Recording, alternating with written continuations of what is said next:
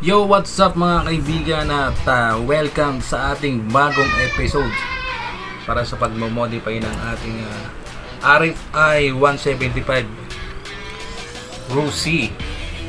So ang gagawin nga natin ngayon is itong engine breather. So binukod natin siya. Binukod natin yung kanyang filter. So hindi na siya doon nakakabit sa filter box. Nakabukod na siya. So ito yung assembly ko, ito yung concept na naisip ko. So ito lahat to sa Shopee. Ito yung filter sa Shopee, sa Shopee rin nabili. Ito ring clamp. I think sa ano to, sa side mirror to. Sa Shopee rin siya galing. At ito nga yung ito sa Shopee rin to galing. Ito yung naka-design lang sa ano. Wala siyang purpose. Ito nga yung sa oil breather. Ito yung sa oil breather to. So ito lang kinuha ko sa kanya. Kasi ito naman yung sa brake hose holder. Ito yun. Bibili ito sa Shopee ng 59 pesos lang. So bumili din ako dyan sa ating auto supply na isang hose na kulay violet. So, engine breather hose. So ang gagawin natin is pagdudugtungin natin siya dito.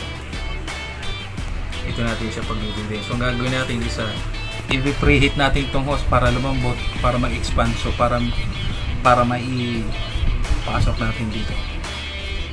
So gawin na natin. So hopefully sana hindi masunog yung hose, hindi siya mag-apoy. So ang kailangan natin is mild lang na apoy.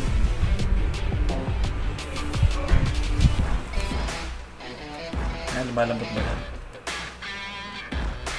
Hindi ko alam kung lumalambot o hindi, kasi alam ko ginagawa na to sa PVC. Hindi ko pa nagawa to sa breather hose. Malambot ba siya? Malambot. Hindi lumalambot siya. Oo, pwede pala. Pwede palang gawin to. So tingnan natin kung ayun, lumambot na siya. Lang baka ayun, papasok na siya. Kusa na siyang papasok dahil yung trade na magdadala sa kanya.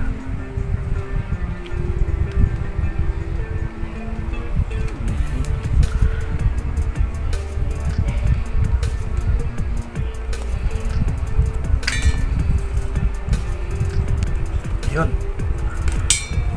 mukhang success tong ating nagawang concept para sa engine breather. Ito na siya. Pinipili ko sana yung pinipili ko sa yung hose na kulay kulay neon green para mas kitang kita. So wala namang neon green, so favorite color ko isa violet. So violet na lang binili natin.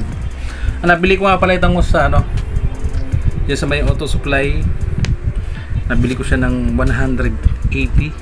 Pero sa Shopee, mas mura sa Shopee. 110 lang. Tsaka I think sa Shopee mas maganda yung quality ng meron pa siyang pangalan dito. May design pa siya ng mga pangalan dyan. So binili ko lang siya kasi ngayon ko na siya gagamitin. On the spot gagamitin ko na siya. Kaya binili ko na lang ng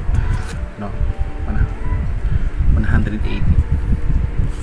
So ito na. So ang gagawin natin, lalagay na lang natin siya dito ng hose clamp para hindi siya bumitaw. So dito natin siya i-mount. So itong ginawa nating bracket, ito yung sa extension ng handle. So dalawang piraso siya para mas matibay. Ito yan siya. Makikita yan siya. Yan yung ginawa kong bracket. Yan siya. So ibinid ko lang siya ng ganon para maging holder nitong engine breather natin. Engine breather with filter. Yan. So dito yan siya nakamount.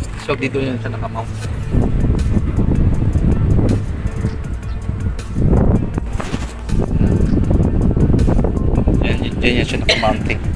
So ang purpose nga nito para ano, para maihiwalay siya dun sa ano, sa filter box. Kasi yung filter box, tapos dun din siya nakakonect sa ano, sa throttle body para maiwasan yung ano, mabilis na pagdudumi ng ano, ng throttle body natin, para pag nagkaroon ng problema dun sa engine block, so madidetect natin kung merong ano, kung merong lumalabas, madidetect agad natin kung merong lumalabas na langis dito. Kakaroon siya ng langis diyan. Parte na yan. Unlike kasi pagka nandun sa ano, sa filter box, hindi agad natin madedetect na ano, na merong lumalabas na langis. Okay, speed.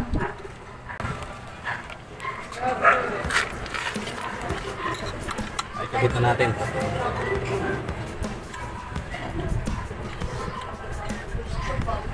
Dito ka, Pia.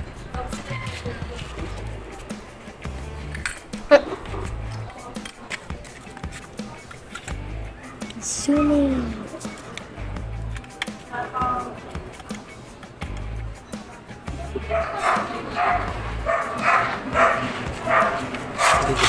Ulit.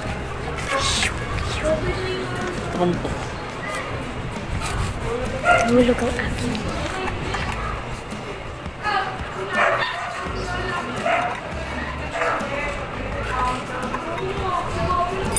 Shoutout nga pala sa aking ano, videographer. Kaya videographer natin, camera siya yung videographer natin. Yan yun na. Ayan.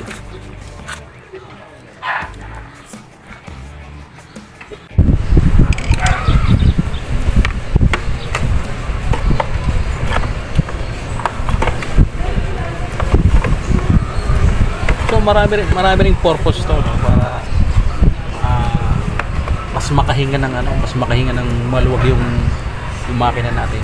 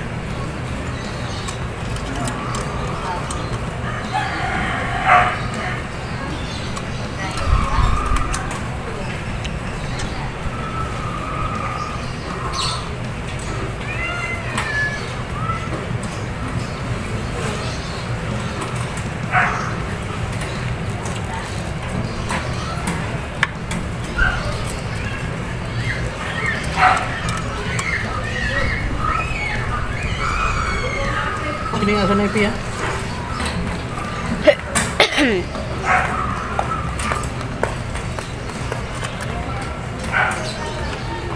So ayun, yung engine breather natin, maganda yung purpose niya, tsaka dagdag forma na rin.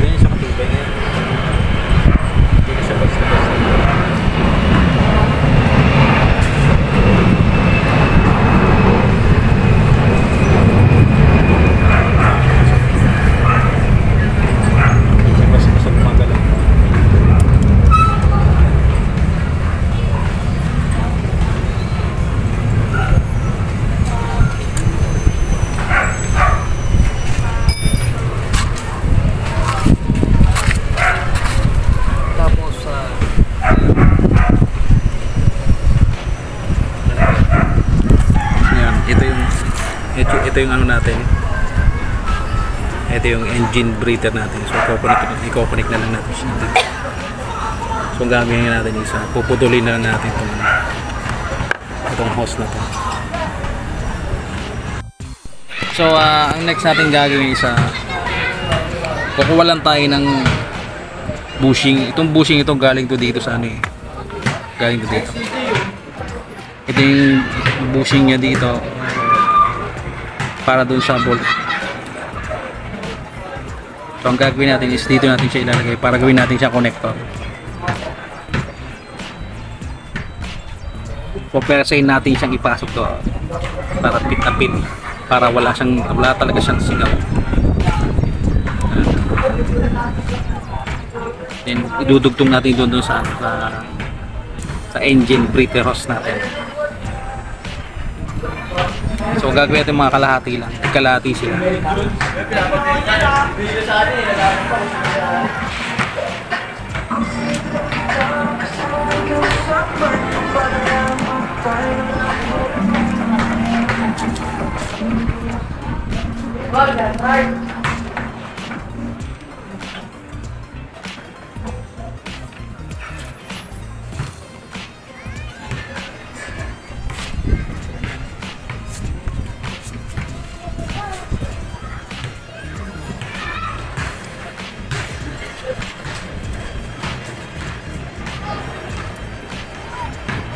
Tagal ko naglaro sa 178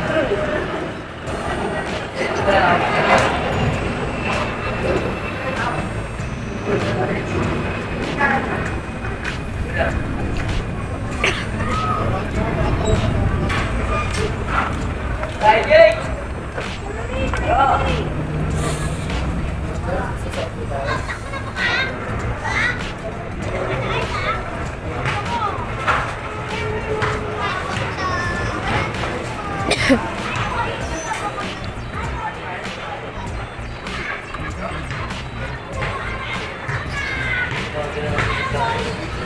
So ang ginamit natin yung mga hose clamp, yun din mismo mga existing na sa kalam dito sa mga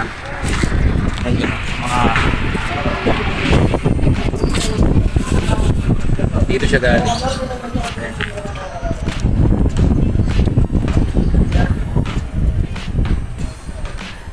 Pinalitan na natin siya. Yan din ang pag-clap natin dito. Makikita siya.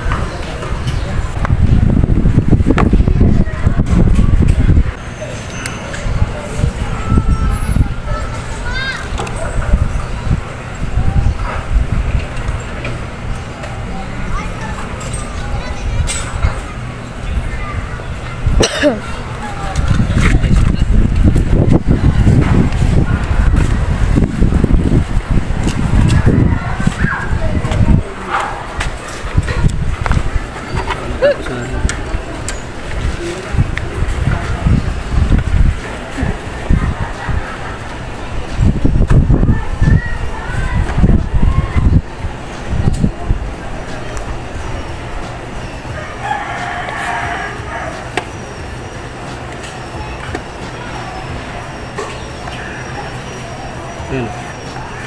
Pagdugtong na natin siya. Pagdugtong na natin. Yun ang kalalabasan niya.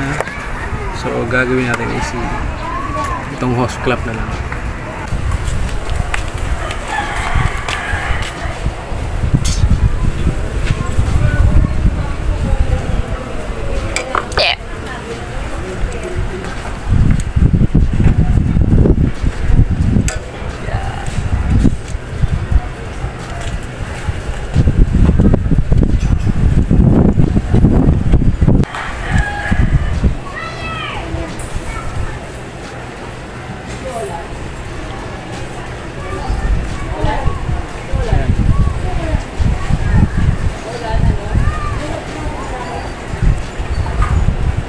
So ayun na siya.